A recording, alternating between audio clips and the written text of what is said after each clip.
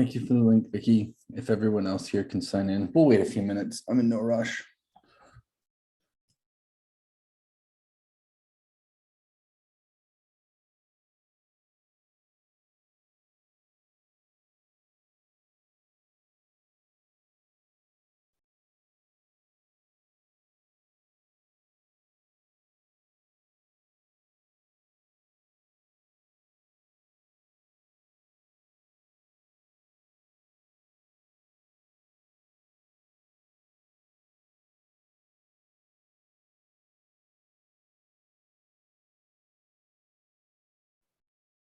Josh, are you at home that you've got that cool old-timey door with the glass in it?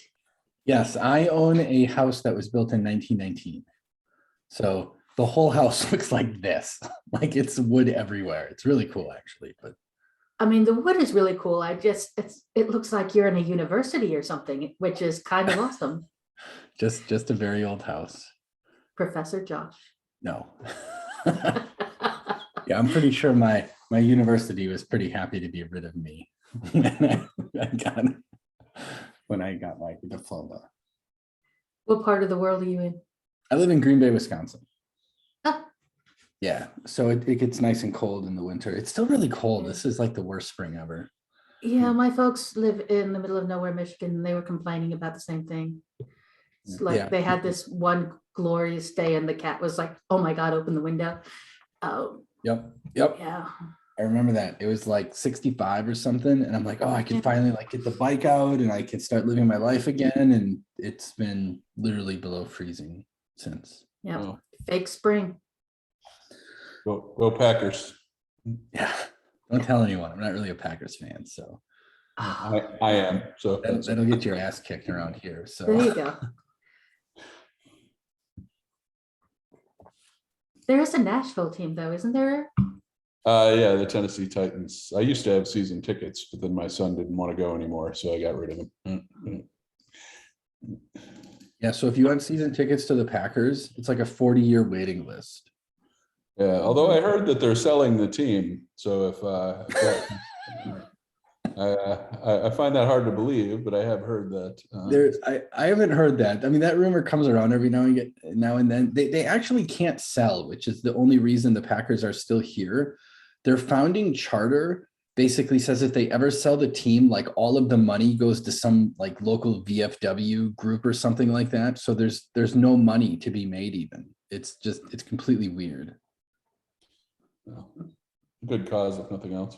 Yeah, right. Well, I mean, Green Bay is really small. It's all we got. Like, all right, let's get this show on the road. Thank you everyone for showing up. I am the new, what do we call them? Group leaders? Chair. Thank you. Sure, that sounds good. For this working group. And I talked to Brian Bellendorf about it quite a while ago. And the group was, I guess, flopping around a little bit. I don't know what to call it, where it maybe didn't quite have as much direction as we might want. So that is, I guess, why I'm here. And I have my own expectations, and I'm sure all of us do. And obviously, as much as I would love it, if this was just some sort of bizarre dictatorship where I tell everyone what to do, it's obviously not going to be that. So I hope to spend the next couple of probably weeks just refining what we want this group to be doing and how it can contribute to the just well-being of the open source universe. And so this is considered a reboot, I guess, is what we'll call it. And under goals and expectations, I would be interested to just start with kind of what everyone is looking for and what they want. I sent a mail to the mailing list. Oh, it's been a month or more now, I think, where basically the thing I'm really looking for here, and the reason I wanted to chair this group, is there was a blog post Resilient Research did. Here, let me pull it up. Where did it go? There it is. Back when Log4j was happening. And I realized how powerful this can be. I'll put it in the chat. If you, whoops. Hey, Josh, if I could interrupt you for a minute. Please. Is there a shared doc that we can all add our names to? Are we doing that? Yes. Thank you. I just added it to the chat again. And yep, awesome. Yeah, we'll take notes in there. That's all the running notes historically. I put it, or I didn't put it. I asked Jennifer to put it in the invite in the calendar. So if you look at the new invite, it should be there. I actually haven't looked. It is there. Cool. So anyway, the thing that really inspired me for this group was if you look at the Resilient Research blog post, the only thing that really matters are the two pictures. They took a bunch of scanners, they looked at how well they picked up Log4j, and then a bunch of the vendors looked at that and were like, well, we can check more boxes, and they did, right? And so they have two graphs. One has much less blue check mark than the other. And so it kind of got me thinking about this group, and I would really love to see, oh, there's Yotam. Yotam, I'll wait for it, he's connecting. Anyway, Yotam works for Resilient Research, and he's one of the authors of this post. But anyway, I would love to see this group use our collective abilities to kind of do something like this, but for open source, where we can do some measuring, do some understanding of what tools do and don't do. And then obviously it creates an opportunity for the tool makers to, check more boxes basically. So anyway, that's me talking a lot. Yotam, welcome. I just was talking about your blog post and how I would love to see this group do similar things and check more boxes. All right, I will do my best to keep an eye on the hands. Vicky, you're raising your hand. I appreciate the, sanity that brings to the meeting. So thank you. Yeah, things can get a little chaotic otherwise. Are you familiar with ORT? Nope. Open source review toolkit. Let me find it. ORT. Just summarize real quick and you can put the link in. Yeah, I just found it. The open source review toolkit, ORT, is a suite of tools that do a lot of the stuff that the vendors do. And it's all open sourcey. And where did my chat go? Oh, there it is. Hate it when I turn these things off. It's already under the Linux Foundation. It works. It's with the open chain folks over there. But that might be something to have a look at. They have an analyzer in there that works with security things, and so it already has some security aspects to it. So that could be kind of fun. This rather is than awesome. Reinventing the wheel. Yeah, No, it is actually yeah. really. It is pretty awesome. And so this is what's going to happen. I'm looking in the chat. I bet there's a ton of tools that do very similar things. And so anytime we can beg, borrow, or steal, I'm all in.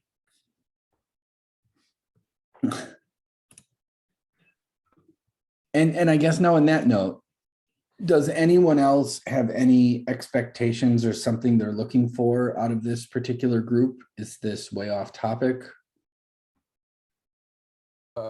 Yeah, this is Eric Tice. I can't find the raise your hand icon at the moment, but so from my perspective, I lead a center of excellence of people who in our OSPO within Wipro who work on ideating and building new solutions. And a lot of that is this year very focused on software supply chain security.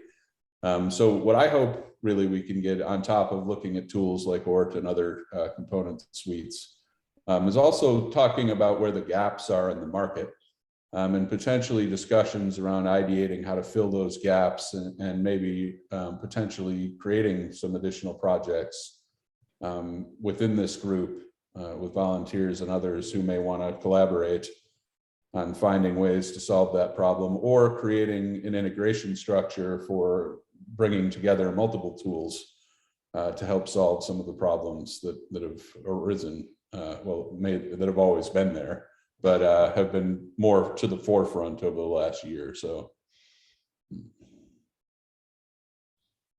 That's fair. I mean, that one's always tough, I think. And David, you can probably comment kind of more on this, just from, I think, the tool creation perspective. It's like, it's, I guess, just do it. I don't know a better way to say it. And I'm not asking for this to solve all the problems in the industry. What I'm suggesting is that at the very least, as we examine and look at suites and other tools and find best of breed ones in the open source community, what gaps are essentially existing, and helping to document and potentially find use cases in other areas, problems that people are having to address them as part of this. Yeah, no, I get that. That makes sense. All right, I'm going to assume the hand raising is in order on my screen. If it's not, I apologize. So Daniel, it looks like you're next. Hello, thanks. I would like to bring the topic of combining different free software tools. I would like, if nobody opposes, I would like to share my screen for a second. Sure.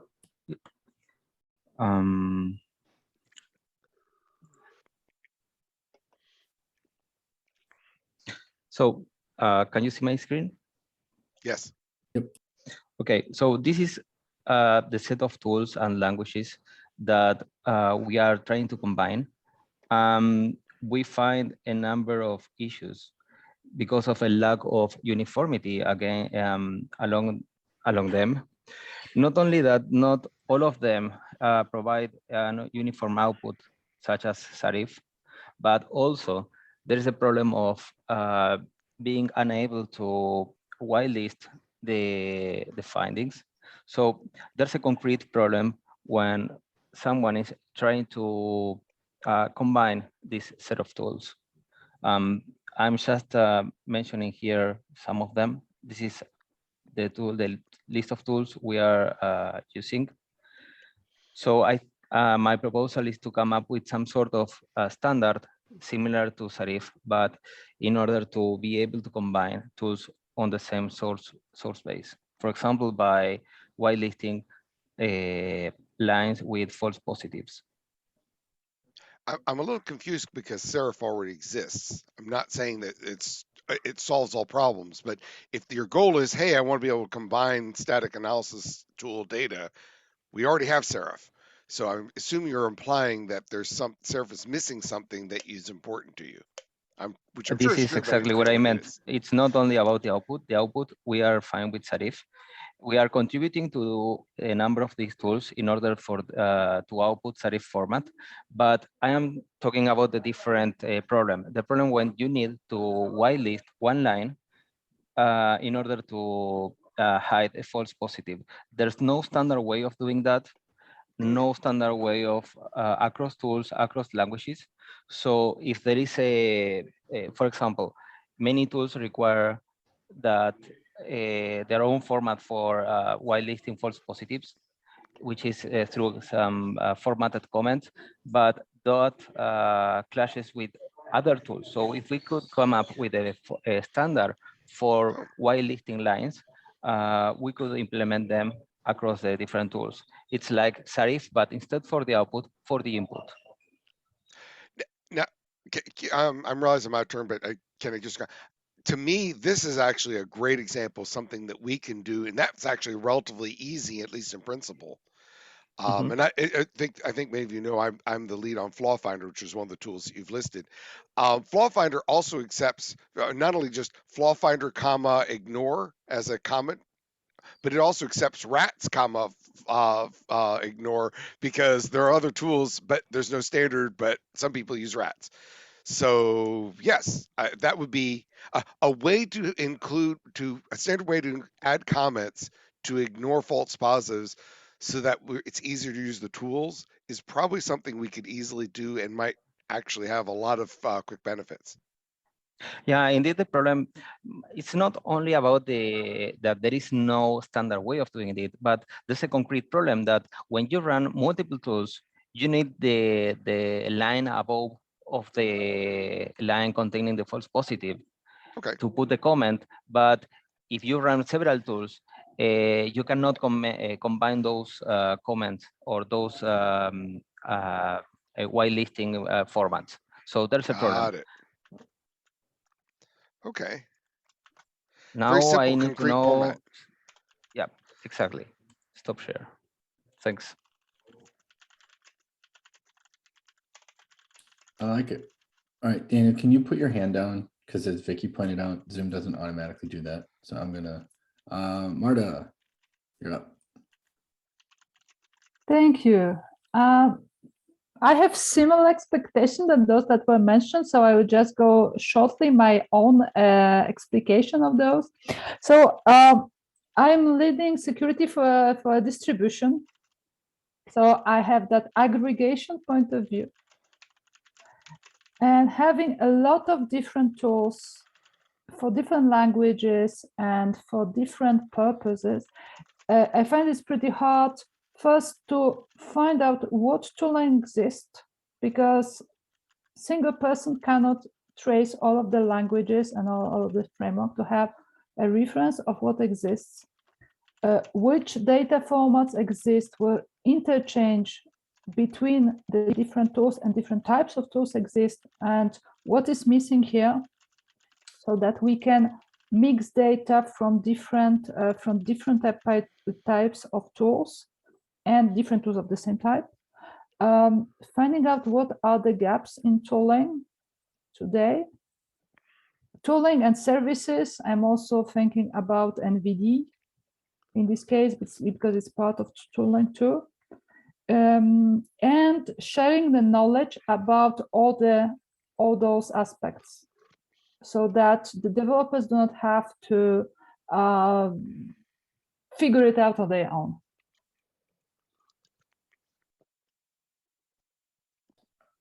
I love that. Yeah.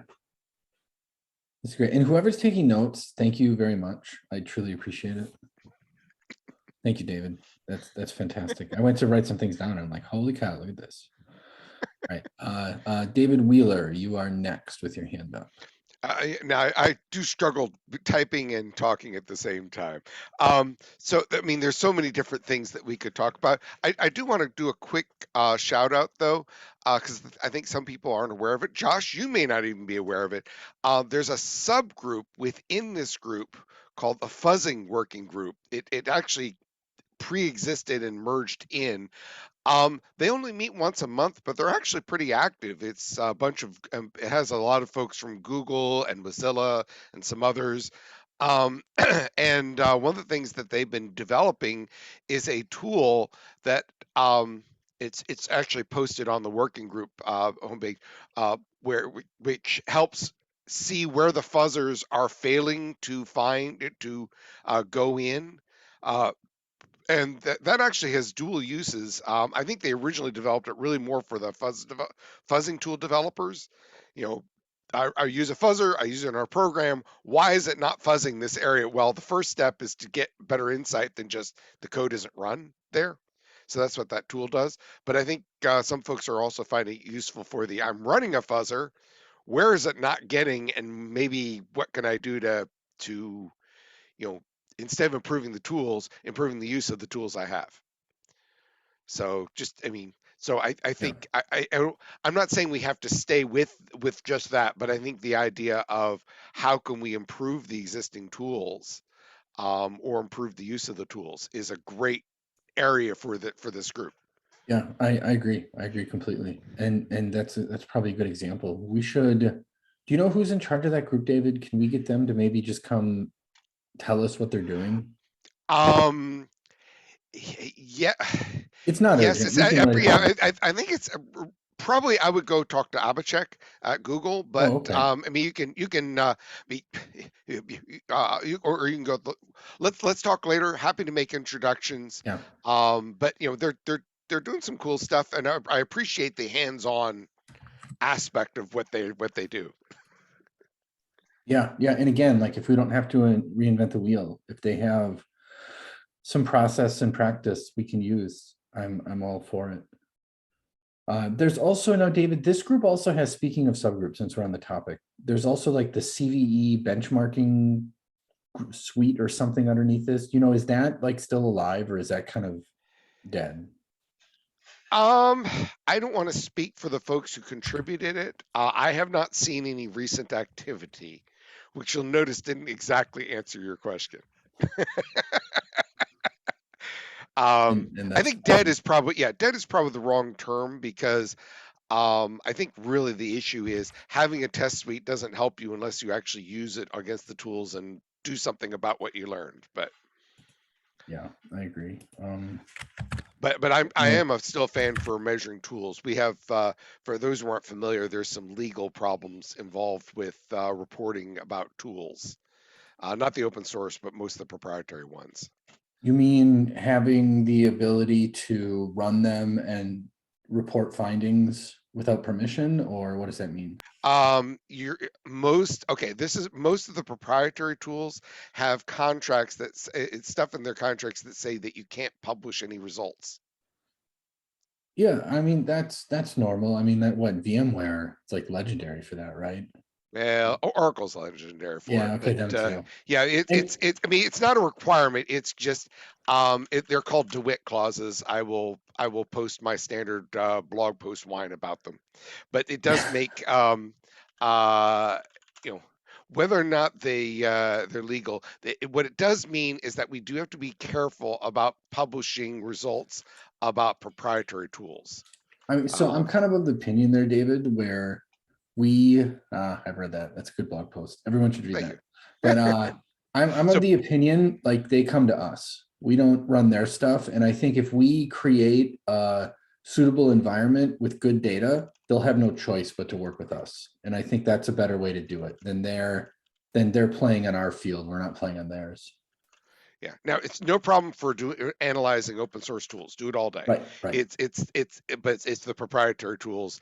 I don't think that these contracts and laws should exist, but it does mean that either you need to be willing to take on, talk to your lawyer, otherwise,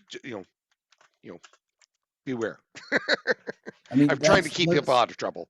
Let's make a point of I don't know how we have to go through the charter at some point too. I don't know how we want to make decisions, but I think we should make a point of at some point when we have a decision-making framework in place, I would like to see us make like the formal decision of we will not run proprietary tools or comment on them. If they want that, they have to come get involved and do it, you know what I mean, as part of the group. And I think that helps avoid the situation. But anyway, we'll get there. All right, David Wheeler, put your hand up. There's no other hands up. Yeah, whatever. I know you well. I don't feel bad commanding you. Jack, Yeah, fair enough. your hand is next. Hello. So I just wanted to check, is this working group going to focus on these kind of SAST, like open source library ingestion stuff? Or will it also cross into like SBOM and analyzing SBOMs and I guess build tools as well? Or is like anything security a go?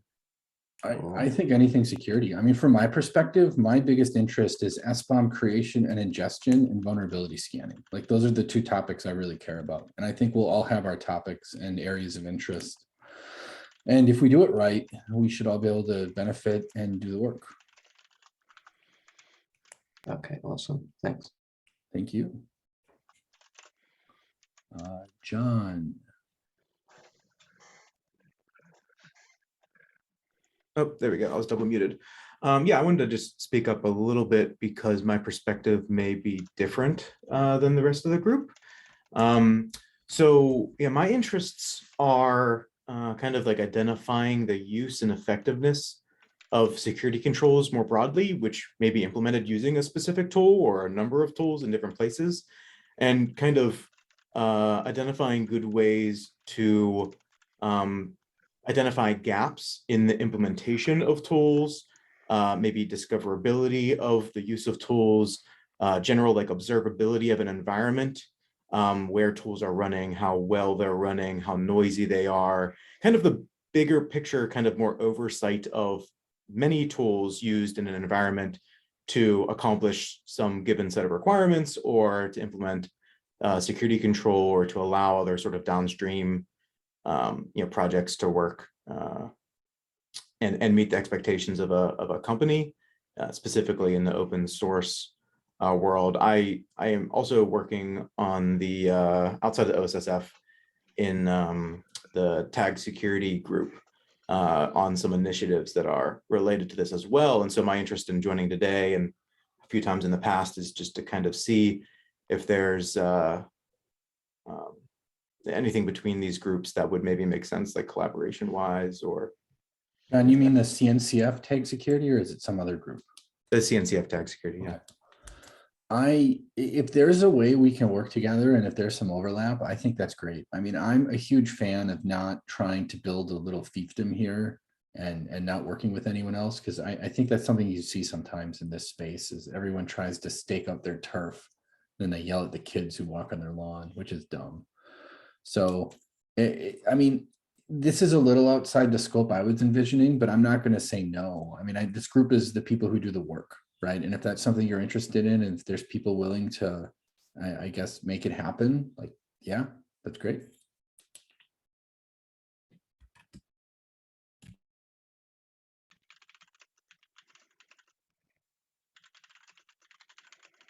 All right, does anyone else have any other comments? So what I want to do, I think, is take all the notes that David has gracefully written for us and maybe summarize them up a little bit and use that as the basis for kind of defining the mission and vision of this group for the next meeting. And then we can kind of talk about that more detailed, because I mean, this is obviously a really broad discussion.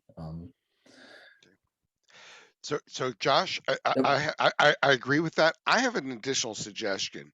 Please. I'm really excited about that negative, turning off negative reports, because I think all of us had the excitement of false positive reports from tools. Okay, that is one of those annoying little things that it's super easy to do. So if you don't mind, I'm going to propose just going off and writing like a one-page proposed spec, bringing it back to the group, and then we can start yelling at, and that way we have something specific that we're working on while we also work on the bigger picture. Does that seem reasonable in parallel? I'm muted. I don't understand. What do you mean by a one-page proposal for to do what? Okay. Basically, what was one of the things that was discussed earlier about the kinds of things we could do is a standard way to say, hey, static, hey, tool, static analysis tool, you're about to report on something. It's going to be a false negative. Don't tell me about it. That turns out to, I mean, as a tool writer, I had to create such a mechanism. I think a lot of people created such a mechanism. And I don't remember who proposed it, but I think that's one of those annoying little rocks in your shoe that hits lots of folks. So I want to just create a little draft spec. Hey everybody, here's the standard marker. If you put this in your source code, the next comment. Oh, as David Gutson was the person who. Okay. So we can decide whether or not it's worth doing or going any further. But I mean, sure. Okay. But in my mind, that's writing a spec for tools, doing various things in all sorts of different venues to improve tooling, I think is all within scope of this group. Sure. No, I agree. Yotam. Yeah, just a quick comment. Something to be mindful while you're working on it is just that every such mechanism is always something that you need to keep in mind to look at from an attacker's perspective as well, just to make sure that an attacker doesn't use this mechanism to kind of tell the tool to ignore a specific vulnerability that he knows he wants to exploit. This is something that is done. There's, for example, in Chekhov and all sorts of scanner, they have this mechanism built in where you can put a file in a repository in the file system, and then if it sees that file, it simply doesn't scan that directory. This is known to be exploitable or possible to exploit. So just be mindful of that aspect as well. I totally agree. I will note that I'm not thinking ignore this directory. I'm saying it's in the source code, and if you're looking at the source code, you'll notice that it adds it. I will also note that at least Flaw Finder has an option called ignore the ignore directives, which has been one of the most impossible to explain. It was one of the hardest things I've ever had to document because it's There are too many negatives. That's awesome. Cool. Thank you, Yotam. That's a very good point.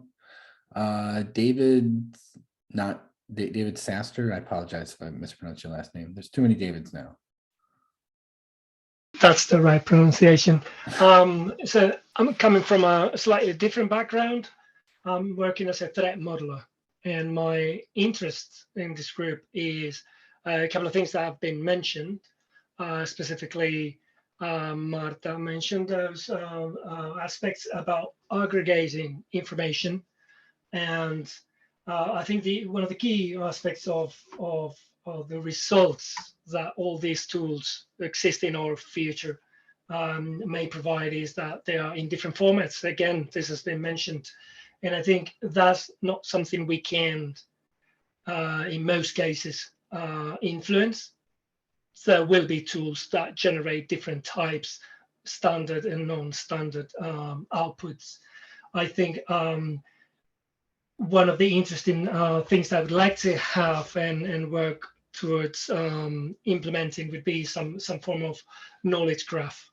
I've been doing a bit of research on different capabilities around it. There is previous art. People have tried to aggregate information from CVE, CWE, KPEG, you name it, a lot of different data sources, but still there's no comprehensive way to aggregate all these different sources. GraphQL sounds like a promising instrument to do such a thing. But again, my interest is coming from threat modeling background. So mostly the ability to kind of infer risk from different bits of information that may be available provided by all these different tools. I don't know how well that does align with the interest of the working group. I think it may pretty well be something of interest here. Okay. I mean, I wrote it down. I think this is one of those topics, like if people are willing to do the work, like let's do it. But like from my perspective, I'm not super interested in this one, but okay. Thank you. All right. Anyone have any other comments before we move on? David Sastre, can you put your hand down also? Thank you. All right, let's move on. Great. This has been phenomenal. Thank you everyone for all your insights. I truly appreciate it.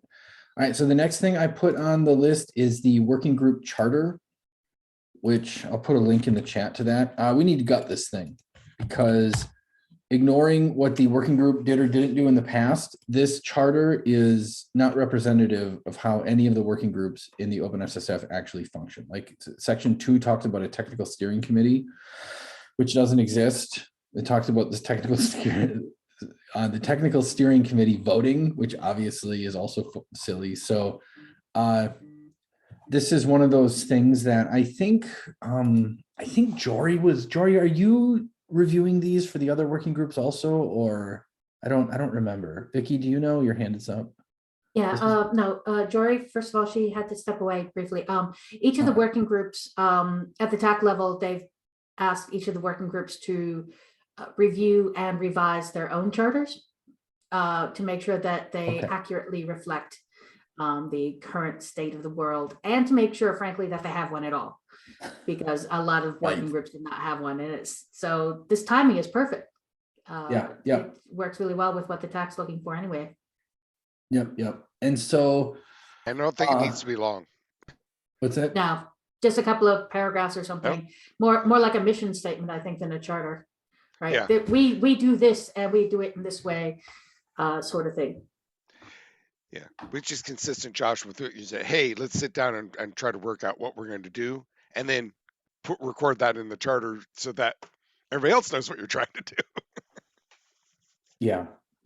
So that's fair. I guess we'll do this kind of last then, once we have some of the other things sorted out, and that's fair. And again, if we can steal something from someone else, that's better. Yeah, maybe just replace the existing charter with, we are rebooting this group, this charter as a work in progress. Please join us at these calls to help us. That's a good idea. Yeah. Otherwise, it looks like we're not doing anything, which is not true at all. I mean, but then like what makes it even more ridiculous is, so can I just replace a file in GitHub? Like, is that, I mean, I know I technically can, Yes. but there's supposed to be rules and process here. Like, you know what I mean? This feels so chicken and How egg. about you shave that yak later and just replace it now, and then add an issue to the working group repo saying, let's come up with a plan for how we accept these things. Yeah, that's probably fair. Yeah, exactly. Yeah, As David said, just a PR and a couple of +1s, but Yeah. we can add a GitHub action or whatever to enforce that. But for now, I trust you. Yeah, I think honestly, the theory originally was the working groups would come up, would develop a draft charter and then bring it to the TAC. But the TAC got busy doing other things, and this is one of those things that we'll do it later, and later never happened. Yeah, 2 years later. 2 years later. You know what? We can't change the past. Let's work where we are and make things better. And I don't think, I don't want to spend, months and months. I don't, focusing just on this. I think it's the, let's work out a basic idea, work out basically organization and so on. Okay. Does anyone want to volunteer to do that? Just to create a PR that's pretty much a work in progress statement? I'll do it if no one else does, but I don't want to do all the work. I can do it. Well, thank you, Marta. Awesome. And then we'll just, I guess if you're on this call and you're not already watching the GitHub repo, if you watch it, then you get notifications of whatever happens, and it makes it very easy to keep track, because I'm also a huge fan of, I don't want this meeting to be the only work this group does. I would rather see this meeting be like a readout of all the stuff we're doing, not the work, because I don't think that's particularly effective, especially in the context of working on tools. So, all right, awesome. And there's one other thing, which was, the README, same sort of deal. We just need, this one I think will be heavily based on what we just talked about. So let's not worry about the README yet. Let's collect all the thoughts, and then we can make the README reflect what this group is comfortable with. Tracy.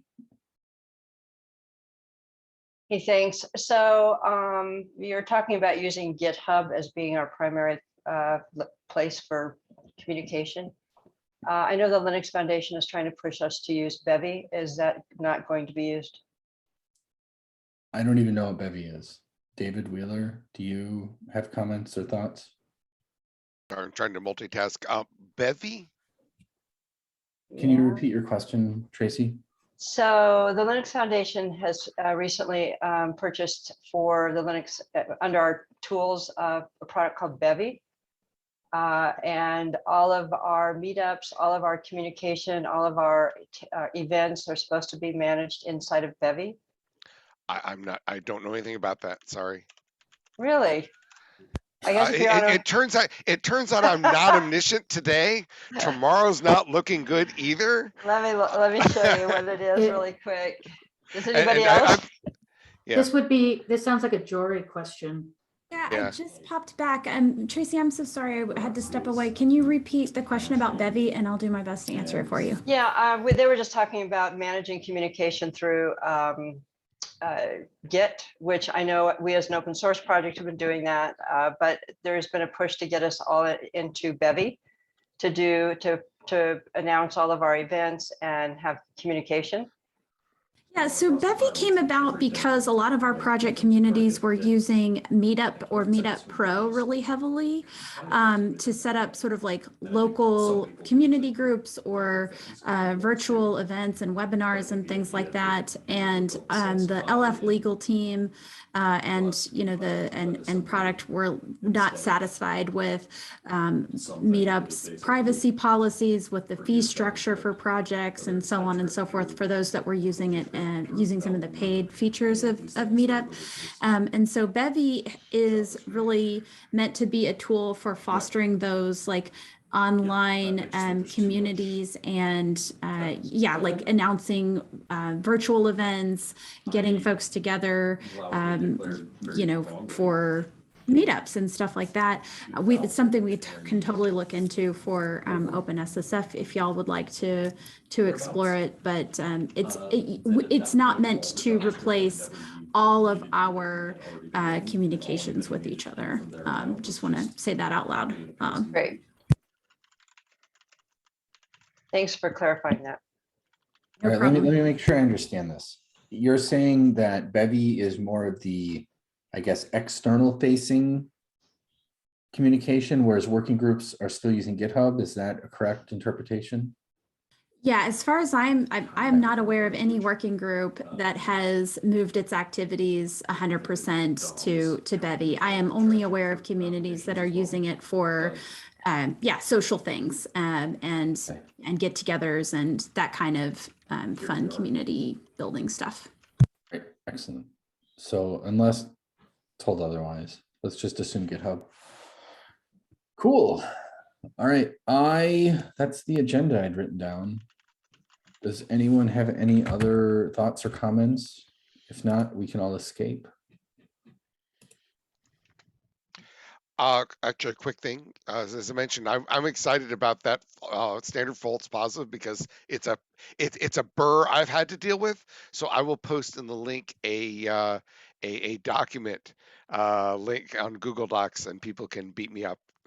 Can you create an issue for that, David, in the GitHub repo? I want to make sure we don't have perfect, because I want to make sure we're tracking all this, and I'd very much like to just lean on GitHub whenever possible, because I'm old. I forget things now. Like I think having as issues and as notes, because I also it turns out I also can't remember everything or know everything. Right. Cool. This has been a lot of fun. I have some pretty high expectations, and I think this is going to be great. So I guess obviously if anyone has comments or suggestions, we've got the Slack and the mailing list. Like don't feel like you have to wait. Again, my goal is not to make this meeting the once every other week we talk about something. I'd really like this meeting just to be boring and a readout. So let's hope we get there. All right. Well, thank you, everyone. Until next time. Yeah. Thanks for taking this on, Josh. Really appreciate it. Thank you. Yeah. All right. Bye, everybody. Bye-bye. Cheers. Bye-bye. Bye.